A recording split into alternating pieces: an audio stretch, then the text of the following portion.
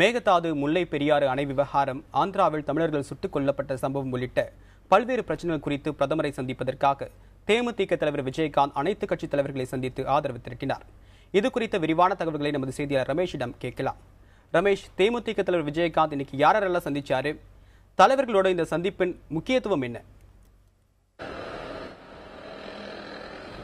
தேவப்பிரியன், இன்று காலை 11 மணியிலிருந்து தேமுதிக தலைவர் விஜயகாந்த் கிட்டத்தட்ட 7 அரசியல் கட்சி தலைவர்களை நேரில் சந்தித்து இந்த 5 பிரச்சனைகள், மேகதாது, முல்லை பெரியாறு, தமிழகர் மீனவர் பிரச்சனை, ஆந்திராவில் 20 தமிழர்கள் சுட்டுக் கொல்லப்பட்ட விவகாரம் உள்ளிட்ட 5 பிரச்சனைகளை மத்திய அரசு தலையிட வேண்டும் என்பதை வலியுறுத்தி 7 அரசியல் கட்சி தலைவர்களை அவர் சந்தித்தார். முதலில் 11 மணிக்கு கோபாலபுரத்தில் திமுக தலைவர் கருணாநிதியை சந்தித்தார். அதனைத் தொடர்ந்து தமிழ்நாடு காங்கிரஸ் கமிட்டி தலைவர் EVK இளங்கோவனையும், அதனைத் தொடர்ந்து பாரதிய ஜனதா கட்சியுடைய மாநில தலைவர் தமிழிசை சவுந்தரராஜனையும், அதனைத் தொடர்ந்து தமிழ் மாநில காங்கிரஸ் கட்சியுடைய தலைவர் GK வாசன் உள்ளிட்ட கடைசியாக 6 மணி அளவில் இந்திய ஜனநாயக கட்சியுடைய நிறுவன தலைவர் பாரிவேந்தர் உள்ளிட்ட 7 அரசியல் கட்சி தலைவர்களை நேரில் சந்தித்தார். அது மட்டும் இல்லாமல் தொலைபேசி வழியாக இடதுசாரி கட்சிகளுடைய தலைவர்களையும் அவர் இந்த நாளைக்கு செல்லக்கூடிய அணியில் வர வேண்டும் என்று வலியுறுத்தியிருக்கிறார். அது மட்டும் இல்லாமல் புதிய தமிழகம் கட்சி, புதிய நீதி கட்சி உள்ளிட்ட கட்சிகளை சார்ந்தவர்களையும் அவர் அழைத்திருக்கிறார்கள்.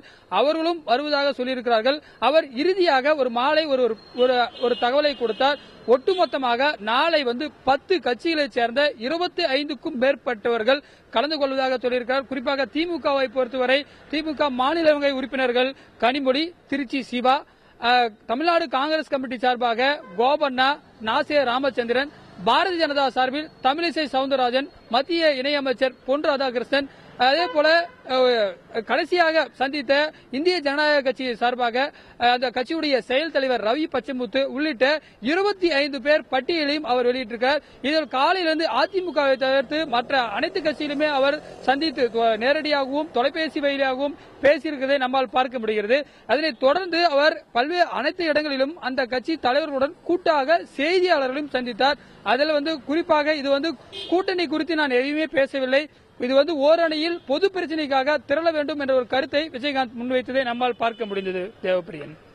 ரமேஷ், இப்போ தமிழகத்தில் இருக்கக்கூடிய அரசியல் கட்சி தலைவர்களை விஜயகாந்த் சந்திச்சு பேசியிருக்காரு. இதைத் தொடர்ந்து தமிழகத்திலிருந்து அனைத்து கட்சி பிரதிநிதிகள் நாளைக்கு எத்தனை மணிக்கு பிரதமரை சந்திக்கிறதுக்காக செல்ல இருக்காங்க?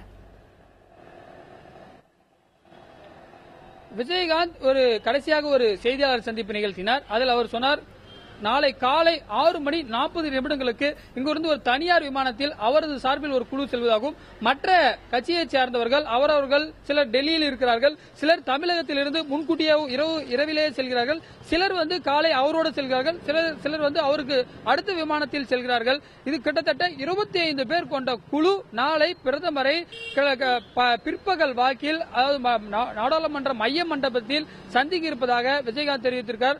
அப்பொழுது இந்த பிரச்சனைகள் குறித்து மத்திய அரசு ஒரு தீவிரமான நடவடிக்கை எடுக்க வேண்டும் என்றும், ஏனென்றால் மேகதாதுவிற்கு 25 கோடி ரூபாயை கர்நாடக அரசு ஒதுக்கி இருப்பதால் அது ஒரு உச்சக்கட்ட தமிழகத்துடைய வாழ்வாதார பிரச்சனையாக பார்ப்பதாகவும், இதற்காக தான் ஒவ்வொரு அரசியல் கட்சி தலைவர்களையும் அவரது அலுவலகத்திலும் அவருடைய இல்லத்திலும் நேரில் சந்தித்ததாக விஜயகாந்த் தெரிவித்தார்.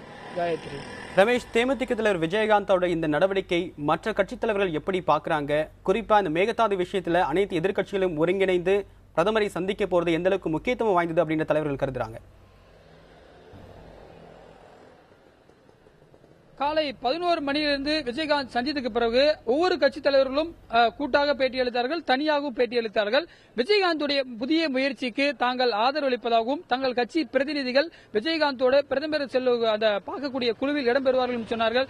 ஸ்டாலினும் வரவேற்பு தெரிவித்து ஒரு பேட்டி கொடுத்தார்.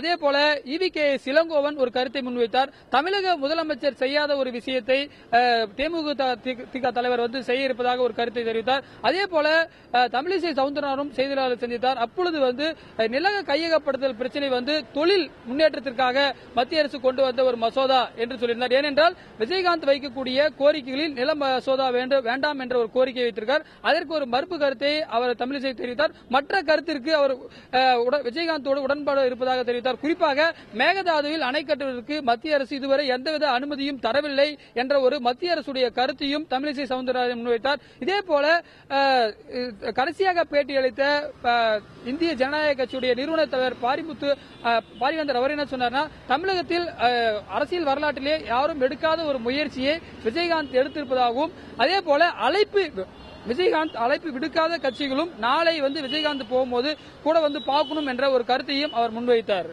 காயத்ரி, ரமேஷ், உங்களுடைய விரிவான களத்தகவல்களுக்கு நன்றி. அனைத்து கட்சி தலைவர்களையும் மேகதாது பிரச்சினைக்காக ஒன்றிணைப்பதில் அரசியல் எதுவும் இல்லை என்று தேமுதிக தலைவர் விஜயகாந்த் தெரிவித்துள்ளார். சுயநலமாக ஓபிஎஸ் பாக்குற சுயநலம் தனிப்பட்ட நான் தான் போன வாரமே சொல்லிட்டேன்ல, அனைத்து கட்சியும் கூட்டணும் இருக்கேன். ஆனா அவர் கூட்டவே இல்லை. தனியா போனா அதற்கு பேர் என்ன?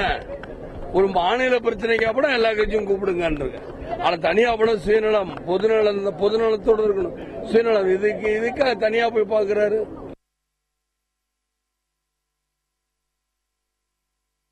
மேகதாது அணை பிரச்சினையில் மத்திய மாநில அரசுகள் ஒருங்கிணைந்து செயல்பட வேண்டும் என்று பல்வேறு கட்சியினரும் வலியுறுத்தியுள்ளனர். சகோதரி கனிமொழி அவர்களும் திருச்சி சிவா எம்பி அவர்களும் செல்ல இருக்கிறார்கள் என்பதையும் தலைவர் கலைஞர் அவர்கள் குறிப்பிட்டு சொல்லியிருக்கிறார்கள். மரியாதைக்குரிய சகோதரர் விஜயகாந்த் அவர்கள் எதிர்க்கட்சி தலைவர் என்ற முறையில் எடுத்திருக்கும் இந்த முயற்சி பாராட்டுக்குரியது. அவர்களோடு நாமும் இணைந்து தமிழக மக்களுக்கு துணை நிற்போம் என்பதை உறுதி செய்கிறோம். பிரதமரை சந்திக்கும் போது காங்கிரஸ் கமிட்டியின் சார்பில் விஜயகாந்தோடு இருப்பார். கர்நாடகத்தில் மேகதூது அணையை கட்டக்கூடாது என்பதை காங்கிரஸ் கட்சியும் வலியுறுத்தும். மறுமலர்ச்சி திராவிட முன்னேற்றக் கழகம் இதிலே பங்கேற்க வேண்டும். ஏறத்தாழ அனைத்து அரசியல் கட்சிகளினுடைய சார்பிலும் இதிலே பங்கேற்கிறார்கள் என்று அவர்கள் குறிப்பிட்டார்கள். நாங்கள் அதனை ஏற்றுக்கொண்டிருக்கின்றோம். எல்லா கட்சிகளையும் இணைத்து ஒரு பொது பிரச்சனைக்காக பிரதமரை சந்திக்க வேண்டும் என்ற ஒரு முயற்சி இதுவரை யாரும் எடுத்ததில்லை. அந்த வகையில் அன்பு சோதரர் கேப்டனுடைய முயற்சி மிகவும் பாராட்டுக்கு மட்டுமல்ல, பெருமைக்குரியது.